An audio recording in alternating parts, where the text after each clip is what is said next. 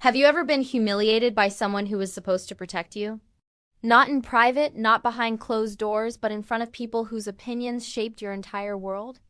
I was 17 years old, standing in the auditorium of Lincoln High School in Milwaukee, Wisconsin on Veterans Day, 1963, and my father stood at that podium wearing his uniform with its gleaming medals, telling a room full of students, teachers, and parents about honor, about courage, about the kind of man it takes to face death and choose duty over comfort.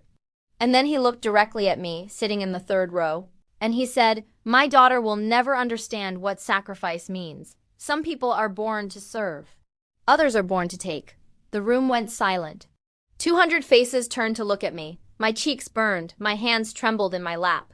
And my father, Lieutenant Colonel Thomas Brennan, war hero, pillar of the community, the man who was supposed to love me more than anyone in this world, smiled, not a warm smile, not a father's smile, but the smile of someone who had just proven a point, who had just put someone in their place, who had just reminded everyone in that room exactly where power lived and who was allowed to have it. I wanted to disappear. I wanted the floor to open up and swallow me whole. I wanted to scream that I had asked him for $20 to buy a winter coat, because mine had holes in the elbows and I was cold walking to school every morning, that I had not been asking for luxury or excess, but for basic human dignity, and that he had said no, had said. I needed to learn the value of money, had said that his generation had survived worse with less, but I did not scream, I did not speak. I sat there frozen while the assembly continued, while my father talked about Normandy and Bastogne and the brothers in arms who had died so that we could live in freedom, while everyone nodded and clapped and looked at me with pity or judgment or both. And when it was over, when people came up to shake my father's hand and tell him how inspiring he was, how grateful they were for his service, I slipped out the side door and walked home alone 3 miles in the November cold, and I learned something that day that would take me 42 years to unlearn. That shame is something you carry in your body, that humiliation changes your posture, makes you smaller, teaches you to take up less space in the world, because maybe if you are small enough, if you are quiet enough, if you disappear completely, no one will hurt you again. But that was only the beginning.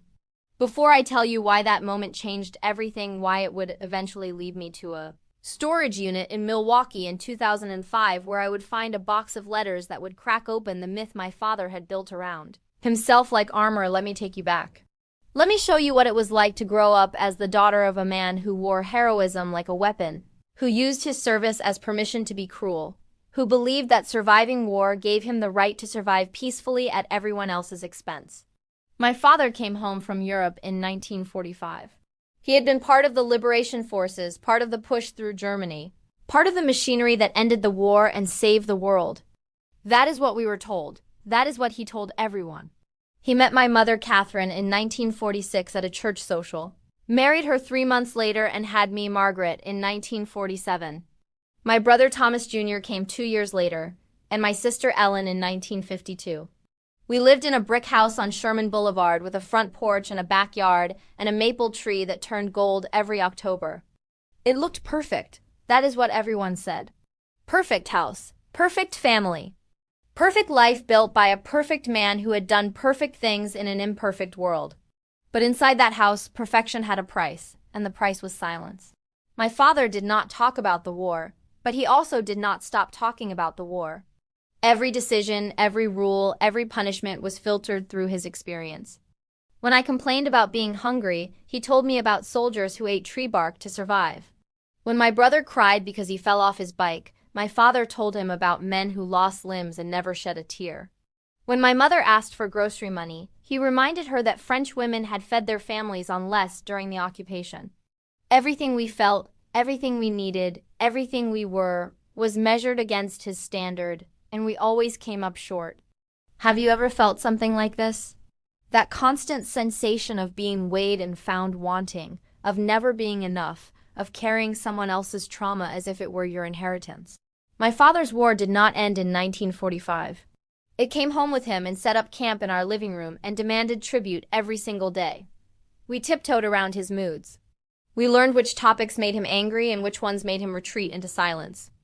We learned that questioning him was the same as questioning every soldier who had ever served, that disappointing him was the same as spitting on their graves, that Wanting anything for ourselves was proof that we were selfish, ungrateful, unworthy of the freedom he had helped secure.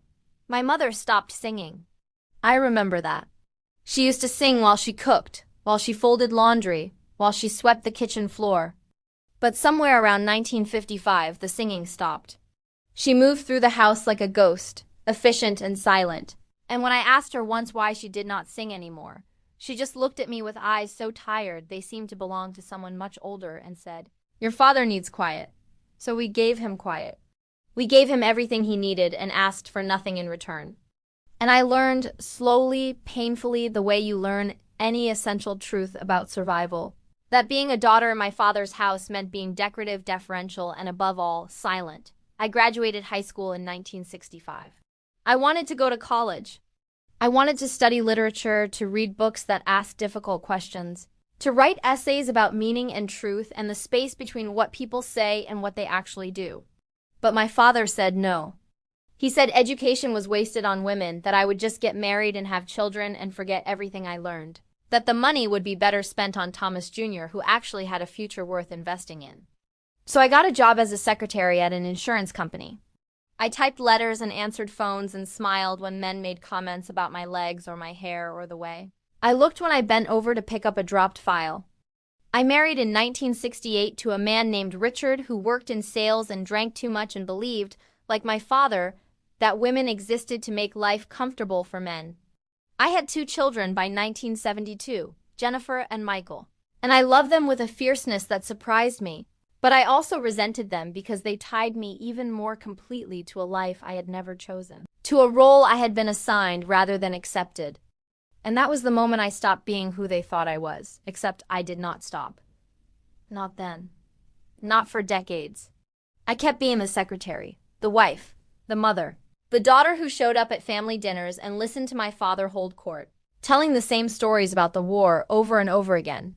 Each one polished smooth with repetition, each one designed to remind us that he had done something important while we had done nothing at all. I kept being small, kept being quiet, kept being the person who took up as little space as possible because that was what I knew, what I had been trained to do, what felt safer than the alternative. But something was changing, slowly, imperceptibly, like ice melting at the edge of a frozen lake. I started reading again. Books from the library, books about women who had made different choices, who had asked different questions, who had refused to accept that their worth was determined by their utility to men. I started noticing things I had trained myself not to see. The way my husband spoke to me as if I were stupid, the way my father dismissed my opinions. The way my children had learned to ask their father for permission, even for things that had nothing to do with him because they had watched me do the same thing their entire lives. And I started to feel something I had not felt since I was 17 years old. Sitting in that auditorium, burning with shame, anger, not the explosive kind. Not the kind that makes you scream or throw things or storm out of rooms. But the quiet kind. The kind that sits in your chest like a coal, burning slow and steady, keeping you warm in a way that comfort never could. The kind that makes you pay attention, that makes you ask questions, that makes you wonder if the story you have been told your entire life might not be the only story, might not even be the true story. I did not know it yet, but the world was about to change. Not the world outside, not the politics or the culture or the movements that were already shifting the ground beneath us in ways we could not yet fully understand. But my world. The small, contained, carefully controlled world where my father's word was law and his version of history was the only one that mattered. My father died in March of 2005. He was 83 years old. He had a stroke while watching television, sudden and catastrophic, and he was gone before the ambulance arrived. The funeral was enormous. Veterans came from all over the state. Politicians gave speeches. The American Legion provided an honor guard. People told stories about his generosity, his leadership, his unwavering commitment to his country and his community. They folded the flag and handed it to my mother and thanked her for her sacrifice, for the years she had given to supporting a man who had given so much. And I stood there, 57 years old, and I felt nothing. Not grief. Not relief. Not sadness. Just a strange, hollow emptiness, like someone had scooped out my insides and left only the shell. 3 months later, my mother asked me to clean out the storage unit my father had rented decades ago. She had only just found the key, tucked into an old jacket pocket, and she could not face going there herself. So I went. It was a Saturday afternoon in June, hot and humid. The kind of weather that makes your clothes stick to your skin and your thoughts move slowly. The storage unit was small, 10 feet by 10 feet, filled with boxes and crates and things my father had apparently deemed too important to throw away but not important enough to keep in the house.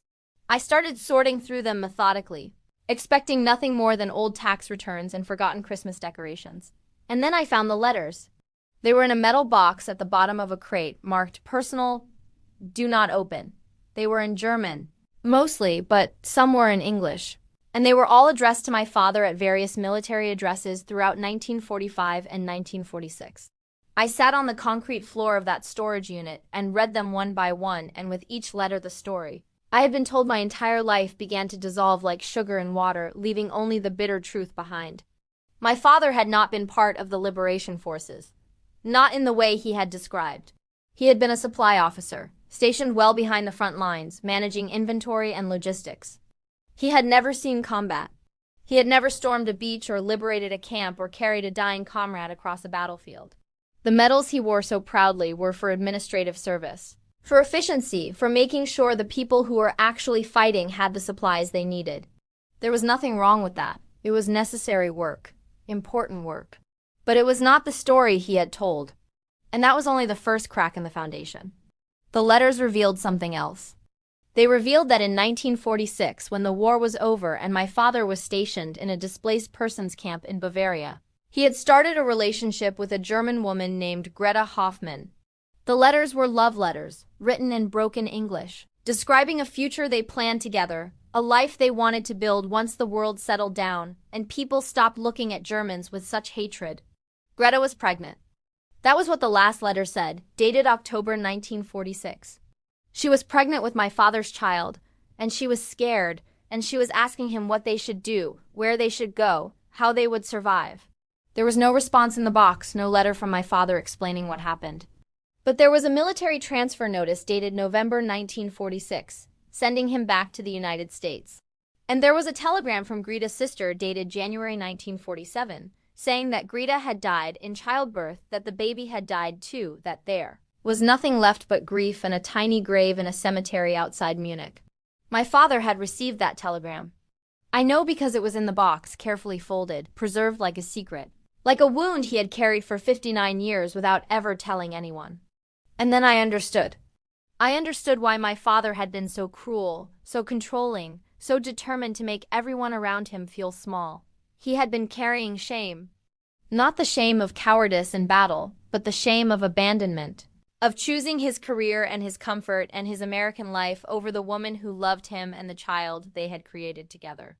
He had built a mythology around himself not because he was a hero, but because he needed to believe he was a hero. Because believing that was easier than facing what he had actually done, who he had actually been. And every time he humiliated me, every time he reminded me that I was selfish or ungrateful, or unworthy, he was really talking to himself, projecting his own shame onto everyone around him, because carrying it alone was too heavy.